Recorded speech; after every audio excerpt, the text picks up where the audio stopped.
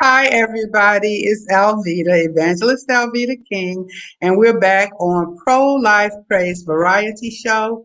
And I'm about to do something that's going to get me in a lot of trouble, so pray real hard for me right now.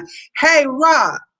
Hey, are you good at pulling rabbits out of hats? I hope you are, because I think Eugene just sent you an email with a 1 minute video that I really wanted to show when I introduce our first guest. So I'm going to ramble on for a couple of seconds and talk and hope you can pull this rabbit out of this hat. If you can't, it's okay. And we'll just show her website. However, everybody, welcome back to Pro Life Praise Variety Show. If you're joining us for the first time, remember that this show started in the beginning when COVID had just been announced and the shutdown started. And my boss, Janet Moreno, says, well, what about that music show you always said you were going to do? And so I was shut down. I was at home. And we started playing music videos and talking about hot topics. And we've been doing that for months. And so now I think Pro Life Praise Variety Show is here to stay maybe for a long time. Now, we pre-recorded the first shows. And then my boss, there again, very innovative, Janet Morano, has this wonderful show, Ask Janet. And I love that show. And so everybody gets to type in and ask questions. I'm going to ask you, viewers, right now, can you type in and tell us, say hi, tell us where you're joining us from? We're getting people from all around the world. And that's amazing to me, and that's something that technology can do.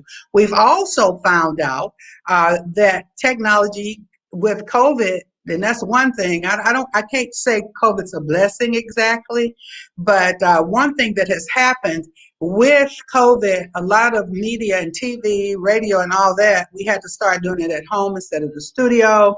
I didn't have the makeup artist anymore, all that kind of thing. And so there are some relaxed rules that we got through COVID. And so I don't know how long we're going to keep that either, but it's here for now. So I'm about to introduce our first guest, and she loves to be behind the camera, not in front of the camera. So I'm amazed. I think she might love me a little bit, so maybe that's why she said she'd do the show today. Her name is Jan Horn, and she runs Studio 25 Productions. And a lot of my videos that you have seen, you can actually, Jan did a lot of them. Now, I've got a cookbook. And if you could show that cookbook, Gigi's Home for the Holidays. I was talking to Jan about doing a cookbook. I said, Jan, I want to do a cookbook, and we're just talking. And she says, well, do the cookbook. She said, did you know we could put QR codes in the book and you can scan them and they could see you cook? I said, Jan, can we really do that? And then I think you will do lovely, Jan, because I said, hey, give me a recipe, and your carrot cake recipe is in there. So I want to introduce Jan Horn. And she just does all kinds of things, of course, weddings and special occasions, but she does political videos too. And so, Jan, I have this question for you. Jan Horn, Studio 25 Productions. Jan, what is your favorite video you've done during this election season? Oh, Lord, I don't know. I wasn't ready for that. I'm so sorry. I don't know. I've really enjoyed doing a lot of them, though. I mean, anytime somebody can get on and talk about an issue that is important that people understand, I enjoy those. Okay. So, hey, Rob, can we show her Studio 25 Productions page? I'm Evangelist Alveda King. And I'm Ginger Howard.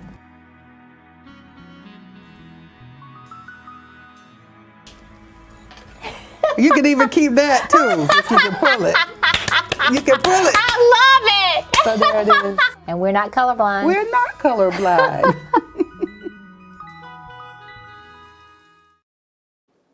Okay, Jan, I get to pretend that that's your favorite video now. So anyway, that's our We're Not Colorblind book. And Jan, actually, before the book was finished, Jan, you did the first video with Ginger and me. And because we went up north of somewhere in a restaurant, and you filmed us, we talked about it, we were still conceptualizing. And then over the months and the weeks, and then when the book was ready to come out, we went back to Ginger's shop, and you did another video. It was longer. And then I called you back and I said, Jan, we need a 1 minute promo. And that's what they just, Rob, show that one more time. Show it again. I'm evangelist Alveda King. And I'm Ginger Howard.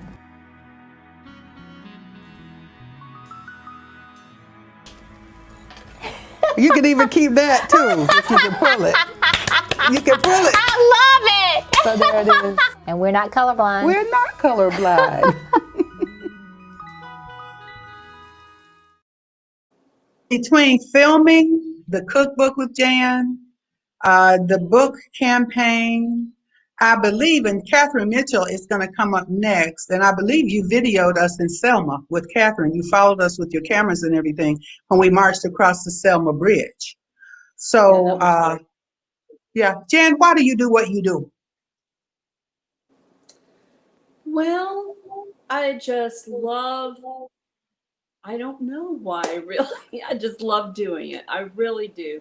And the most things, like with what you're doing, I just really like I said, I like to be able to take a truth and get it out for people to understand it straight from the person's mouth rather than, reading it. Sometimes with reading, without voice inflection, you lose some meaning. So I just think video is important for that.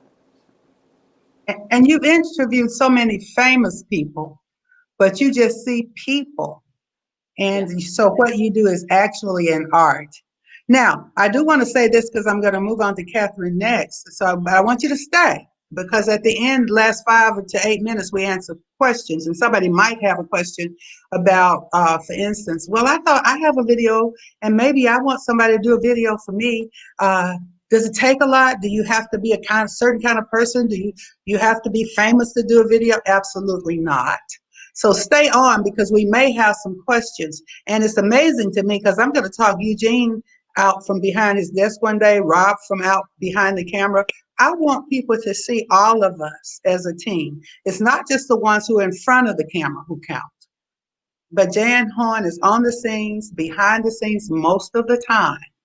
And so I thank you for joining us, Jan. Now, we're going to take just a second and we're going to bring up Catherine Davis. Is there a picture of me with Catherine, Eugene?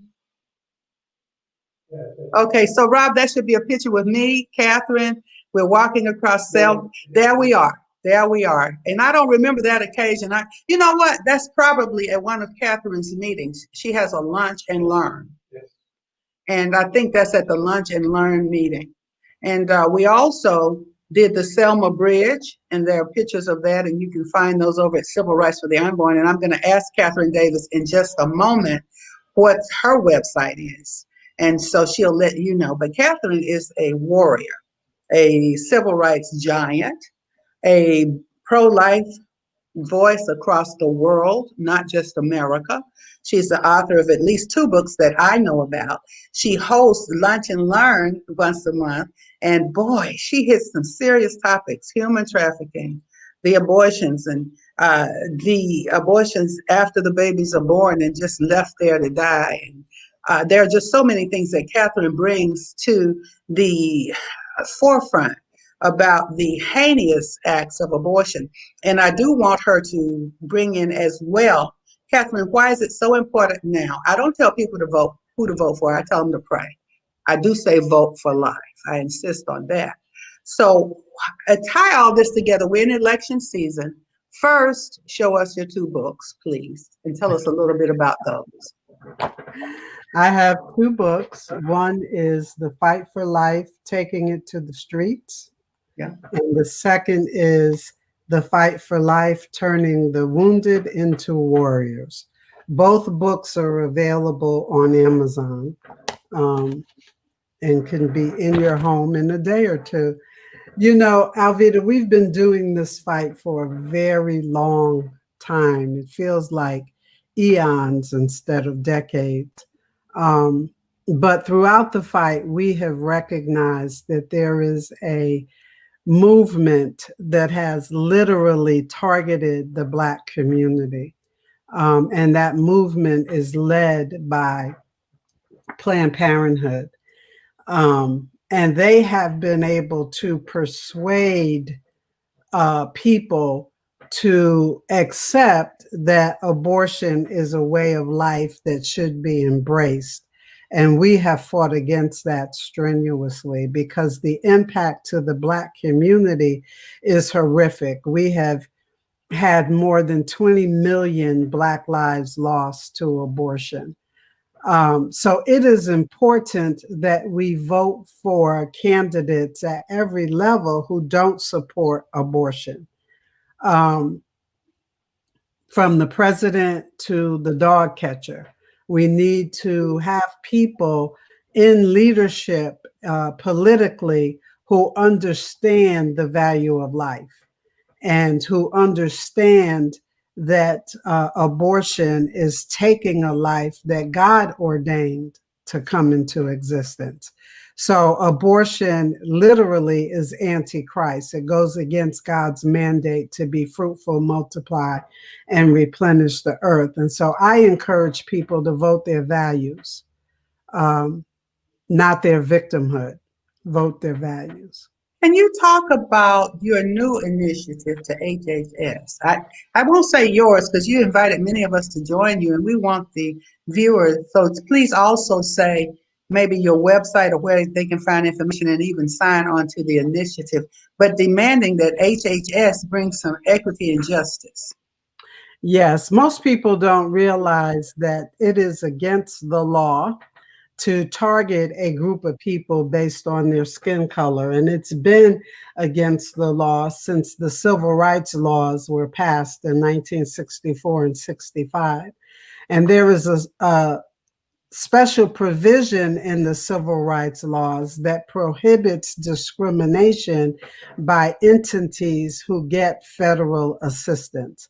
And Planned Parenthood has been getting federal assistance since abortion was legalized and even before for birth control actions. And so the National Black Pro-Life Coalition filed a discrimination complaint with the Department of Health and Human Services, alleging that Planned Parenthood's provision of abortion in America has had an adverse impact on the Black community. And it's because they target the Black community. They put their facilities in Black neighborhoods. They market to the Black woman. I can't tell you how angry I was when on Halloween a few years ago, they tweeted out that it's safer for a Black woman to abort her child than to carry to term or give birth, as if our children are a disease to us. No other woman's gonna die if they have their babies, but Black women, you're gonna die if you have your babies or give birth. So we filed a disparate impact claim against Planned Parenthood, and we are believing that they will do an investigation. And we gave them enough information to start that investigation, like the clinic locations, like their marketing strategies, how they sexualize the children through their sex ed programs, so that they can determine that Planned Parenthood's services is having an adverse impact. And in that determination, we're asking them to refer Planned Parenthood to the Department of Justice for prosecution for violation of the civil rights laws and all the other laws that they've broken, like selling our babies' body parts and Medicaid fraud. Well, I don't tell people who to vote for, but I sure do tell people who I vote for. And in 2016, I voted for President Donald John Trump. And to me, he's the most pro-life president America has ever known. And I've also voted for him already because I early voted and I turned my ballot in. Now, one thing that we have gotten from President Trump, and there are many, many things, if you want to find out about his pro-life record, go to whitehouse.gov and some of the other organizations, such as All of Us, have his record and we show what he did in his first term and what he's planning to do on his second. He keeps his promises too. If he says he's going to do something, he keeps it, and then some more promises. However, I want to ask this question. we are African American women, and you just explained how terrible it is abortion targets our communities. Now, we have a new Supreme Court justice. What does that mean for the pro-life scene? The new justice, Amy Barrett. I believe that for the first time in 47 years, the pro life community can have hope, real hope, that Roe v. Wade will be overturned. Um, Justice Barrett, Justice Gorsuch, Justice Kavanaugh, and Justice Thomas all have made it known that they will make their rulings according to what the Constitution actually says, rather than what the political community has said that it says. And if they measure their cases by what the Constitution actually says, there's no right to kill your baby in the Constitution. There's no penumbra of privacy in the Constitution that would allow us to take the life of another human being. And because of this adverse impact to the Black community, 20 million Black lives lost, more than 20 million. We don't actually know the real numbers because they don't count in certain states like California and Florida. They don't count them by race. But more than 20 million Black lives have been lost, and we can now have a great hope that Roe v. Wade will be overturned and it will no longer be allowed to summarily kill our children in the womb. Thank you so much. Now listen, viewers, please just type in, where are you? I mean, you're all over America, maybe all around the world. I've seen some says, I've already voted for President Trump. Some are saying, right on, that's true for life. Let us hear from you. And in a few minutes, because our next guest is coming on, as soon as we talk to Mr. Bruce Lavelle, businessman, he and his wife own a diamond business. African Americans owning a diamond business. They don't go to Jared's, right? So anyway, but we're going to talk to Mr. Lavelle, Bruce Lavelle, my friend, about the Trump Diversity Coalition and about Black wealth. And if we can find time a little bit about the Platinum Plan that's out there as well. Is there a picture of Bruce and Alveda?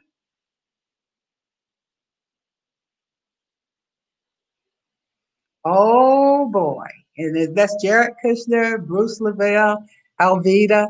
And we have opportunities, Bruce. We've had so many opportunities to meet with and work with this administration. Yep. A lot of us just don't understand the importance of generational wealth and family wealth. And I know for sure you have brought that to the attention of this administration boldly. And I see you on TV and news shows all the time doing the same thing. So generational wealth, the importance of diversity, and the Platinum Plan. Yeah, the floor is yours. Well, we have done it, Alveda. we. Yeah, yeah. But thanks for having me. Interesting, our journey, as you might say, what brought us all together. I just want to bring this note real quick. It's interesting how the mainstream media and people try to shape the president as being this biggest racist, but yet his presence in terms of 2015 brought the largest diversity coalition in the history of a Republican candidate. And we've got to meet some great people. It's ndctrump.com for all the viewers. It's National Diversity Coalition for Trump. It's been there since 2015. Me, Pastor Darrell, and many of us, Alveda and CJ Tara, Muslim Americans for Trump, Haitian Americans for Trump, Chinese Americans, Korean Americans, Vietnamese, you name it. The list goes on. And you can click on who we are, up there at the top, and you can see all the beautiful faces. And you can go to click on who we are real quick. Who we are. We are. There you go. All right.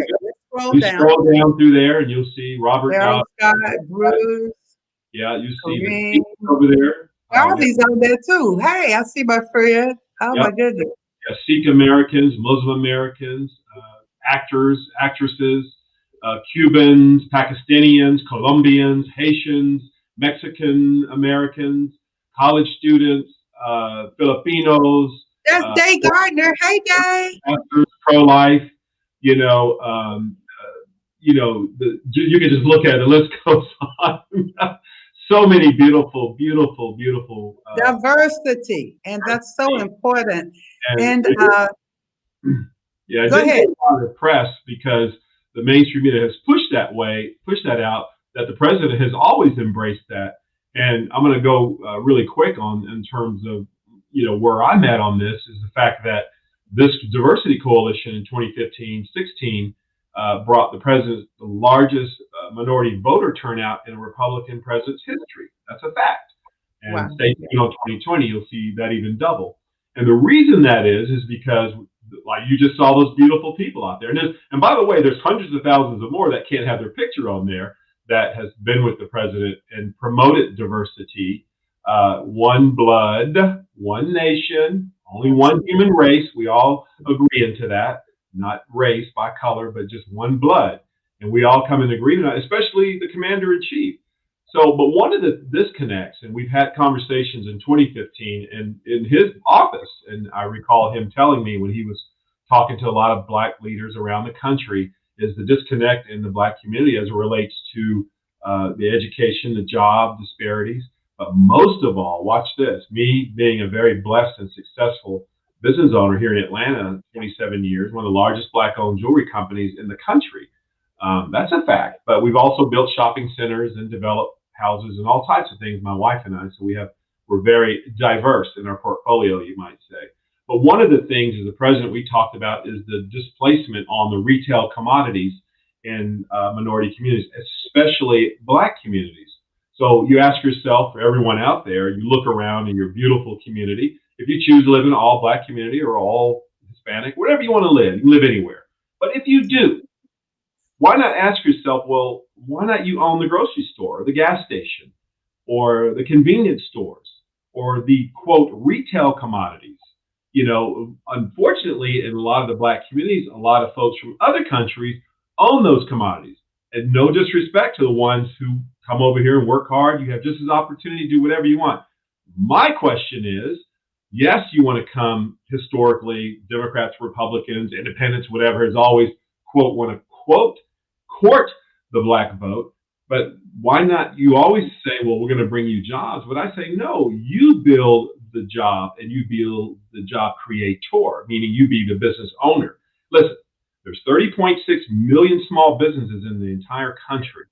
Very small percentage, very tiny, minute percentage are Black ownerships in retail commodities. Did you know that out of those 30.6 million, we control 64% of the GDP? So everything you hear essentially in Congress and Senate, what you hear the argument is basically my payroll tax. Everyone out there is running a business. When you have to pay those quarterly payroll taxes, that's what they're arguing about. But there's a small, minute fraction of Black ownership. So the president's like, you know what? Well, we need to fix that. Opportunity zones, great bill by Tim Scott, opportunities.gov, or you can just Google opportunity zones and you get an understanding what that is. It's a very creative 1031 exchange where you can go in and do some private partnership initiatives with some of the minority community, or you can build an apartment complex or a daycare or whatever you want that a lot of the underserved communities have been left behind, which are tremendous great incentives to resurrect communities and build them. The other part of that is like, well, let's talk about access to capital. Let's talk about one of the points on the Platinum Plan as it relates to credit. That's a big conversation. We all know we go, as the Black talk, hey, what about the credit? What about the money? So why not in that one line item for those of y'all, Platinum Plan, you can Google Platinum Plan and it'll come up. There's 2 sheets of it. The president unveiled it right here in Atlanta 3 weeks ago and exposed it to the world. And one of the great line items I'm really happy about, there's many more because I helped contribute to this as well as Alveda and many of us around the country, we got to contribute to this wonderful, magnificent plan. It has a a potential to bring $500 billion of resources to a lot of underserved Back people. to, back to our community. But Bruce, I need to ask you this question, and everybody get your questions ready. Don't forget to tell us where you are, for what country or city or wherever as well. But Bruce, I didn't really get it. I heard it, but I know one credit issue is that sometimes it's hard to get credit if you're young, if you're a certain Yep. ethnic group, or something like that. So they're going to do water bills and gas bills and Yep. phone bills, maybe. So talk about that just for a second. You just have a couple of seconds, and then we're going to open up for a couple of questions. Yeah, that's where I was going with, because, historically, for all the folks who were young once upon a time, I know Alveda and Catherine, the only young people on this panel, is that when you were starting off, they would want you to get a credit card, basically go into debt. I'm like, my God, but I have electric bill, water bill. Why can't those be counted as, quote, credibility? That's on the Platinum Plan, as Alveda stated. Also, real quick, we talk about banking, small banking. You know what we went through with Dodd-Frank, that terrible, heinous regulation that just destroyed a lot of our small community banks. Great life support for minority businesses. Watch this. So now we're trying to encourage and put people, Black people, very successful people, to encourage them to be on the bank boards, loan committees, underwriting, processors, in terms of bringing culture into the banking system that understands culture. So that's a very great line item in that Platinum Plan. Of course, I can talk about this for hours. I have it memorized, because we all help contribute. Because you have to talk about it. People need to know. So listen, folks. Thank you, Bruce. And there's more of this. You can find Bruce Lavelle on Twitter, Catherine on Twitter, Facebook, Jan Studio 25. So, and Catherine, your organization, what's your website? You did give it to us. The restorationproject.life. Okay. So this is very important, and we did put the Diversity Coalition up on the screen in Studio 25. So does anybody have maybe 1.5 questions? We can answer something quickly, and if not, I will begin to wrap up and say that part of the mission of Pro-Life Praise Variety Show, we bring music sometimes. We didn't have a music video this week, and entertainment and that kind of thing. Real hard policy questions and issues. And each one has talked about some of that today. So I thank you for joining us on Pro-Life Praise Variety Show. In a minute, and I think I don't know if we have the actual video, Pray for America, but we're going to start rolling Pray for America in just a moment. And at the end of the show, we're right there now. And Pray for America, there's a video of it as well. You can see some of us in that video and what we do. I want to thank you for joining us on Pro-Life Praise Variety Show. And hey, we coaxed Jan Horn out from behind the camera. Does everybody get that? That's amazing. And so, my son just came into the door. Ouch, the puppy just bit me. John, pick her up and let me show her real quick. And then we're going to do Pray for America. Come here, Daisy, as fast as you can. She's too wild, guy. Pick her up and just show it to the people really fast. Daisy, get on camera now. Oh, Daisy, don't kiss me, though. I don't like dogs. Excuse me. Hey, Daisy. Bye. Okay, here we go with Pray for America.